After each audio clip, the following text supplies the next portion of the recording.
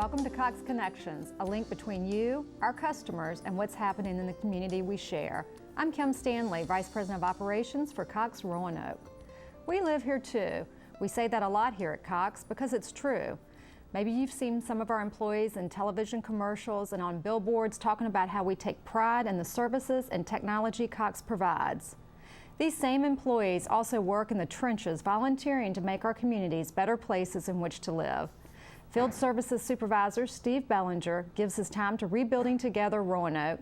He and Ed Murray, Executive Director of Rebuilding Together Roanoke, are here to tell us about the special organization that works to ensure every person has a safe and healthy home. Thank you both for joining us today. Thank you. Good to be here. Ed, it's good to see you as always, and Steve, good to see you. Thank you. Yeah. Ed, why don't you tell us a little bit about Rebuilding Together Roanoke? Well, Rebuilding Together Roanoke is a nonprofit using mostly volunteers, people like Steve, who help homeowners in the Roanoke area. We work for low-income, elderly, and disabled folks who have been unable or can't afford to keep their homes up.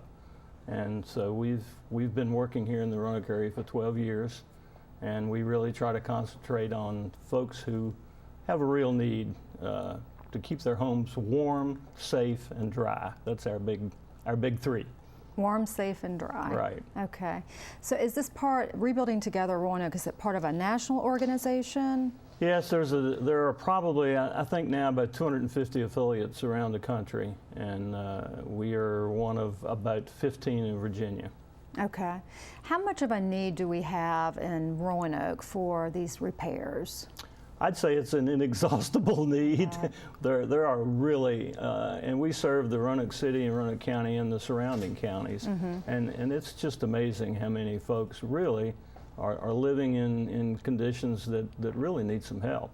It's pretty much an inexhaustible need right now. Okay, and you know, why don't you give us a few examples? I mean, we're talking about roof repairs or redoing kitchens. What?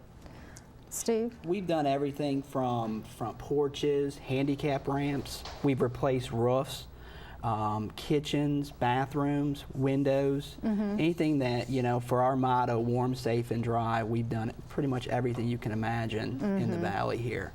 And to date, we've actually done over 350 homes just in our valley here, and we keep a waiting list of 100.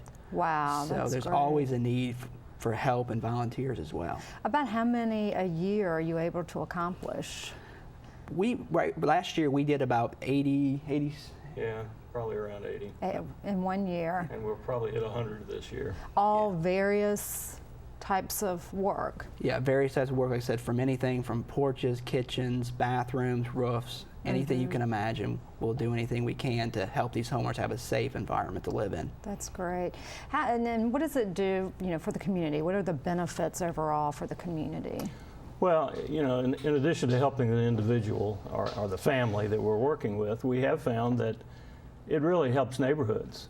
As we work on a house in the neighborhood, we begin to see other homes in the neighborhood being repaired and fixed up. It's a motivating factor.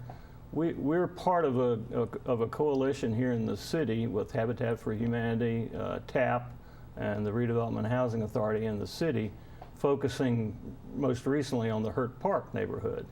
And that neighborhood has really undergone a real transformation over the past couple of years.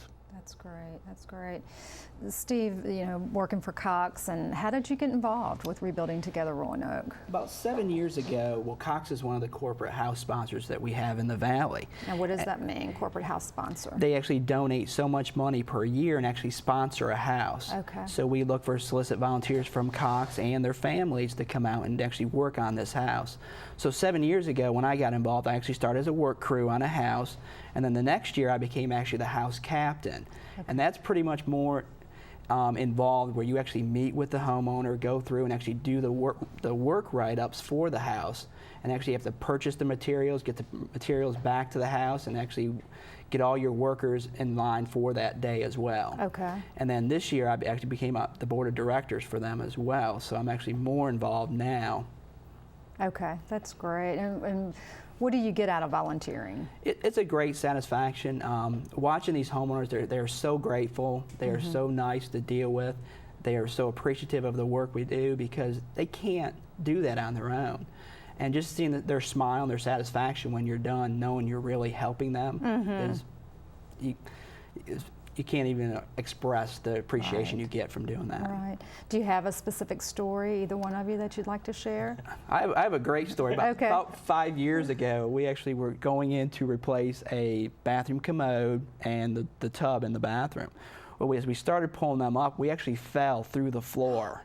Wow. So as we started digging into it deeper, of course, the homeowner, she was terrified that, she's going to get a contractor in there, and well, all the joists were rotted out underneath the floor. The joists around the outside framing of the house were rotted. But we spent almost 4 days there. We went back on, because we do it on a Saturday, and we went back on Sunday, Mondays, and Tuesday to actually, redid the whole floor, put all new joists underneath the house, and she was so appreciative that she didn't have to call a contractor, and we did it all for her. And again, it was no cost to her. Wow, that is a great story. That's great, and it's, it's physically rewarding too. I think it feels good after you physically exercise or do something, and I'm sure that you get that out of this. They didn't seem to be that thrilled at the time, but afterwards we were much more thrilled. That's right. Exactly. The end result. It's kind of like when you're working out. You're not that thrilled in the middle of it, but afterwards you feel really good. Absolutely. Yeah.